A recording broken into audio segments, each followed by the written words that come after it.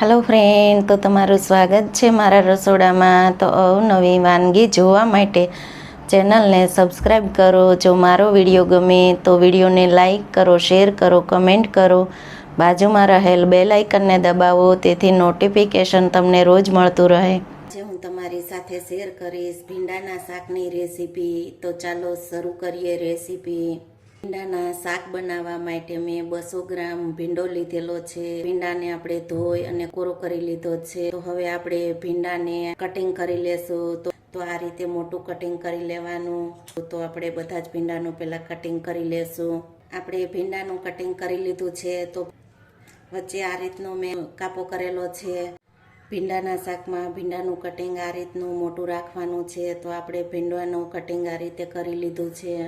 શાક માટે આપણે 2 મોટી સાઈઝની ડુંગળીનું કટિંગ કરેલું છે. તો ડુંગળીનું કટિંગ આપણે 2 રીતે કરેલું છે. જે અંદરનો ભાગ આવે તેનું આ રીતનું ઝીણું કટિંગ કરેલું છે. તો આ ઝીણું કટિંગ આપણે વઘારમાં એડ કરશું. 1 નંગ મોટી સાઈઝના ટમેટાનું કટિંગ કરેલું છે, આપણે વઘારમાં એડ કરી દેશું. તો ટમેટાના કટિંગની જગ્યાએ તમે ટમેટાની પ્યોરી બનાવી અને તેનો પણ ઉપયોગ કરી શકો છો. વઘારમાં આપણે રાઈ જીરાનો ઉપયોગ નથી કરવાનો. આ માટે આપણે આ મરચાંનું કટિંગ આ રીતનું કરેલું છે. તો આપણે ભીંડાને 2 થી 3 મિનિટ તેલમાં સારી રીતે સાતળી લેશું. ભીંડાને તળવા માટે આપણે 2 થી 3 ચમચી તેલનો ઉપયોગ કરશું. તેલ ગરમ થઈ ગયું છે. તો ભીંડાને આપણે તેલમાં એડ કરી દેશું. ભીંડાને આ રીતે આપણે હલકા હાથથી ફેરવશું અને 2 થી 3 મિનિટ માટે આપણે ભીંડાને સારી રીતે તેલમાં સતળાવા દેશું. ભીંડાને આપણે 2 થી 3 મિનિટ થઈ ગઈ છે. તો ભીંડો તેલમાં સારી રીતે સતળાઈ ગયો છે. અને ભીંડાને આપણે બહુ વધારે તેલમાં નથી સાતળવાનો. તો ભીંડાને આ જ રીતનો સાતળવાનો છે. તે 1 ચમચી તેલનો ઉપયોગ કરશું. તો આપણે આ ડુંગળીને તેલમાં સારી રીતે સતળાવા દેશું. અને ડુંગળી સાતળવા માટે આપણે 1 ચમચી તેલનો ઉપયોગ કરેલો છે. તે 1 મિનિટ માટે તેને સતળાવા દેશું. તમે જુઓ છો કે ડુંગળી આપણી સારી રીતે સતળાઈ ગઈ છે. તો હવે ગેસની ફ્લેમને આપણે બંધ કરી દેશું. શાકના વઘાર માટે આપણે 3 ચમચી જેટલા તેલનો ઉપયોગ કરશું. શાકના વઘાર માટે આપણે કટિંગ કરેલું મરચું એડ કરી દેશું. મરચું સતળાઈ જાય ત્યાર પછી તેમાં આપણે કટિંગ કરેલી ઝીણી ડુંગળી છે તેને એડ કરી દેશું. આપણે આ કટિંગ કરેલી ડુંગળીને એડ કરી દેશું. ડુંગળીને સારી રીતે 2 થી 3 મિનિટ આપણે તેલમાં સતળાવા દેશું. તો ડુંગળી 2 થી 3 મિનિટ સારી રીતે તેલમાં સતળાઈ ગઈ છે.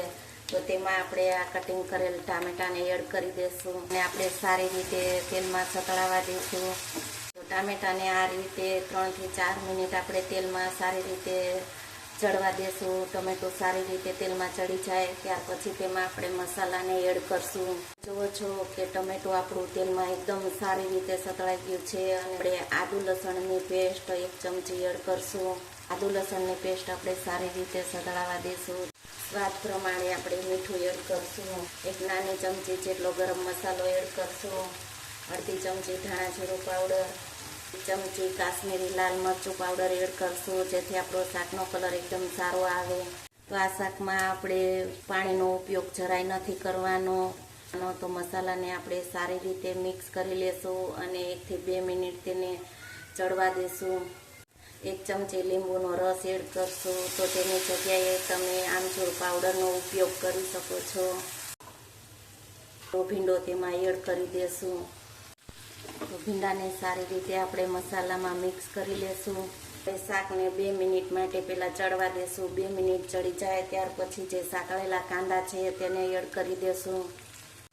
તો આપણે શાક એકદમ સારી રીતે ચડી ગયું છે, તમે જોઈ શકો છો. તળેલા કાંદા છે તેને એડ કરી દેશું. તમે જુઓ છો કે શાક આપણું એકદમ સારું એવું ચડી ગયું છે, તમે જોઈ શકો છો.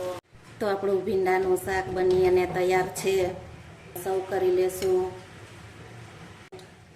જો તમને શાકની રેસીપી ગમે તો વિડીયોને લાઈક કરો, શેર કરો, કમેન્ટ કરો. બાજુમાં રહેલ બેલ આઇકન દબાવો, તેથી નોટિફિકેશન તમને રોજ મળતું રહે.